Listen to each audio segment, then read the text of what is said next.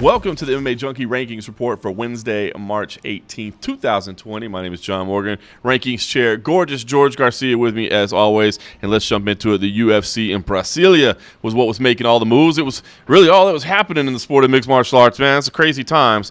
But the main event, Charles Oliveira picked up an impressive win over Kevin Lee. And this guy is just racking up wins and racking up finishes, man. 7 in a row.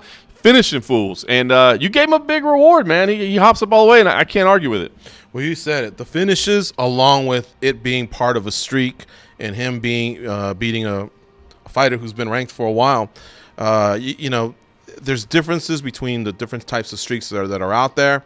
Some are the ones that get you into the UFC. Some are the ones that where you're taking out, the bottom-ranked fighters in the UFC. But then when you start doing what Charles Oliveira's done, you got to give him that big move. So he's going to go up to number 6, and Cerrone and a few of the others are going to fall. Kevin Lee's also going to fall a couple spots because he's had a few more losses than wins lately.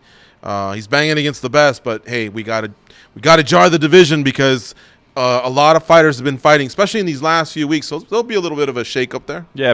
No, it feels right. And by the way, Kevin Lee tumbles to number 10. But it feels right, man. The guy's been around forever, but it just seems like things are clicking right now. I mean, he's kind of on a different level. It's nice to see him get that reward. You got to think he's in line for a big fight in the very near future. All right, another kind of newish name that's somebody to keep your eye on for sure, Gilbert Burns, man. How great has he looked as of late? He picks up the win over the legend, and Damian Maia got it done with the short left hook there, and then, of course, the big punches on the ground. And hey, listen, man, the guy's a name to watch in that division, and you've got him a little spot in there. Yeah, so with Maia falling as well, it'll create a little bit of a bump. Burns is going to go to number 12. Look, basically, if you look, Dos Anjos and Larkin, they haven't done enough to resist a move from someone like Burns coming through. But Burns and Chiesa was tough. They're both 3-0 at the welterweights. For one guy, it's a return. For the other guy, it's his move up. I mean, they were really, really razor thin close, but I like Burns' 3-0 a little bit better than Chiesa's, so that's why I put him just ahead of Chiesa. Impressive, man. A guy that looks like it's coming together for him for sure in that division. Those so somebody to watch. Nice. Hands are nice. The speed's there. We know the he didn't even have to show it the other night, but the grappling is there as well. Yeah. So great stuff. All right, light heavyweight kind of got a little shake-up as well. Nikita Krylov, a guy that's been around forever, left the division for a while, came back, or went to Russia for a while, and then came back to the UFC. But he's making his way back into the list after a win over Johnny Walker. Yeah, so Walker will have to tumble a little bit. He'll create a little bit of a space. The other guys ahead will move up, like Alexander Rakic and Magomed Ankalaev.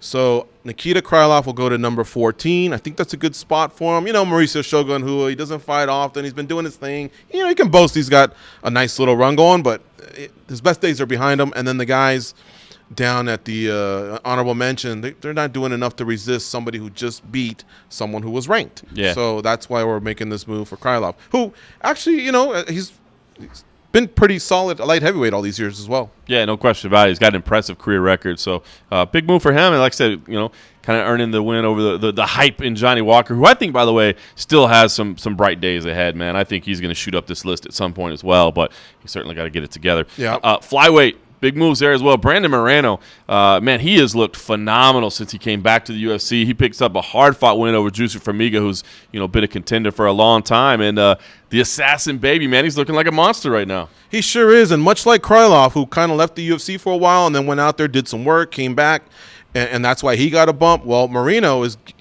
benefiting from the fact that the flyweight division just isn't as deep, I guess, outside the UFC. So he went out, got some wins, then he's come back, and he's just been looking great, like high-level stuff. He's actually commanding a title shot. I don't know if it's a little too soon for him on that one, but either way, we're going to put him at number 5, right behind Ray Borg. We're going to bring Juicy Formiga down. Now, I know a lot of you in the comment section are going to go, wait a minute. You're the guy that's all about head-to-head. Yeah, I get it. But sometimes we have these round robins where ABB, BBC, and C beat A, and so that's why he can get past Pettis. He lost to Pettis before, but he also beat Formiga, who also beat Pettis. And then as far as Alexander Pantoja, he lost to Pantoja before, but Pantoja's also lost to Ortiz, who has lost to the Assassin Baby. And in all of those, Moreno's either got the most recent win or he's got the one finish out of all 5 decisions. So That's why he gets the push. John, what do we always say? The hot hand, right? That's it, the hot hand. By the way, there's going to be a test on all that later. Hopefully you got all that written down, man. That was a bit of an a algebra mess. equation. Yeah. It really was. But like I said, go with the hot hand. Moreno's the hot hand right now. Like you said, title shot. We know we got a rematch lined up for ahead. So, but hey, man, not too far behind it for sure, man. He's definitely in line for a big fight. And then, of course, the women's division's had a couple names kind of make their way in as well. Marina Moroz, who I've always been a big fan of the way she comes in and fights. She gets a little bump in there. And Amanda Hebus is looking like a name to really pay attention to in the future. Yeah, so we'll start off with Hebus.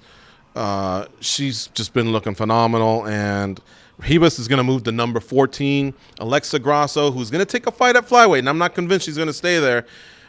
She's going to have to move down. Tisha Torres just on a bad run, so she'll move to honorable mention. But Hebus has been doing some work, so we're going to bump her up to number 14. And then Marina Moroz, look, it's pretty simple.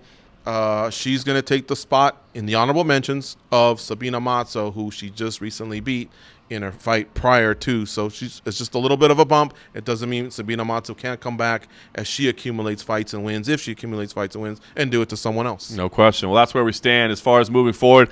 I'll be honest, we don't know what's going to happen, man. This is crazy times, crazy world. Events and things are changing all the time. So we don't know necessarily exactly what we're going to be looking to this weekend, but we'll pay attention to whatever happens, and we'll talk about it all in the Rankings Report.